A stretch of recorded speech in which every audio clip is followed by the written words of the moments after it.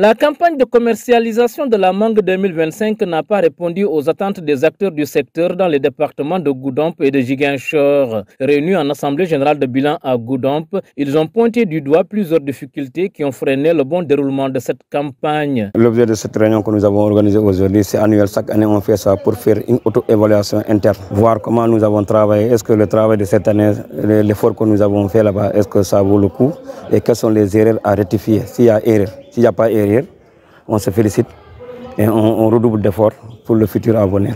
Seulement cette année, la campagne a été très catastrophique dans l'ensemble de tout nos travaux. C'est le manque de véhicules, de gros porteurs. Ça ne se situe pas à notre niveau. Il y a des gros porteurs, mais là où on évacue nos mangues, le marché qui doit recevoir nos mangues, c'est le marché qui dit qu'ils sont en travaux cette année. On interdit les gros véhicules d'entrer là-bas. Maintenant, ipso facto, qu'est-ce qu'on doit faire? On est revenu sur les petits véhicules, les frigos, plus les petits camions. Le prix a doublé. On paye le gros porteur un carton de là à Dakar à 2500 et le gros porteur et le petit camion, on le paye 5000 francs le carton. C'est ça qui a amené le problème. Des contraintes qui, selon eux, ont de lourdes conséquences sur la filière et sur leurs revenus. Actuellement, d'autres ils sont sous le coup des dettes impayées avec les propriétaires de mangue, avec la banque et entre nous-mêmes. On se donne crédit des fois entre le Bana et Banwan, tu lui prêtes quelque chose là, paye, tu le rends. Mais on a des dettes internes, on a des dettes au niveau de la banque et on a des dettes au niveau des producteurs de mangue. En général, on prend la mangue, on l'amène à Dakar. Quand on vend, après on revient, on paye. Ou bien on donne une avance, l'autre partie, c'est après la vente qu'on revient pour payer. Cette année, nous sommes dans des difficultés énormes, surtout financières. Pour éviter de revivre les mêmes difficultés lors des prochaines campagnes, ces membres du GIE Banabana du Balantakunda et de la commune d'Adéane sollicitent l'appui du projet Agropole Sud ainsi que l'accompagnement des nouvelles autorités pour revaloriser la filière mangue et renforcer sa chaîne de valeur, jugée essentielle pour l'économie locale. Moi, je suis un membre de l'Agropole parce que j'ai bénéficié de leur plante. J'ai aménagé un verger et ils me suivent, ça va, alhamdoulilah.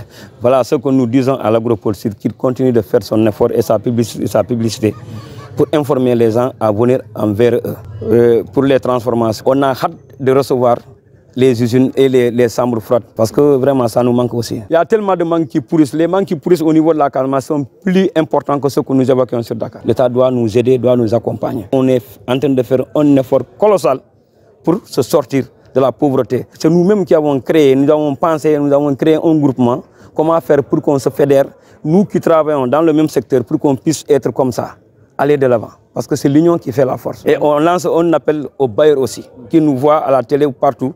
Nous attendons que vous nous contactez, on est là disponible. Ces femmes et ces hommes qui ont choisi de rester et d'investir dans leur terroir espèrent que leur cri de cœur sera entendu. On est dans la patate, on est dans les oranges, on est dans l'arachide. On fait l'agriculture. Actuellement, moi-même, j'ai cultivé un champ.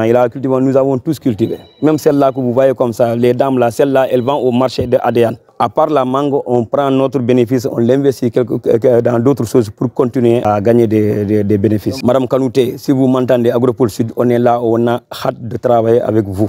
Et je lance un appel au président Bassirou Diomaye Diakhar Faye et son premier ministre avec son gouvernement. Faites clin d'œil à la Casamance, nous sommes là. On a créé une association. On est là, on est en train de travailler et on se développe petit à petit, mais nous voulons vraiment booster notre production, booster la manière de travailler pour qu'on soit devant. Et ça, c'est seulement l'État qui peut nous aider. Il rappelle enfin que les initiatives locales de développement durable existent bel et bien, mais restent freinées par l'absence d'appui technique et de financement. Pour eux, il revient désormais aux nouvelles autorités d'inverser la tendance afin de bâtir un développement durable équitable en phase avec la vision Sénégal 2050.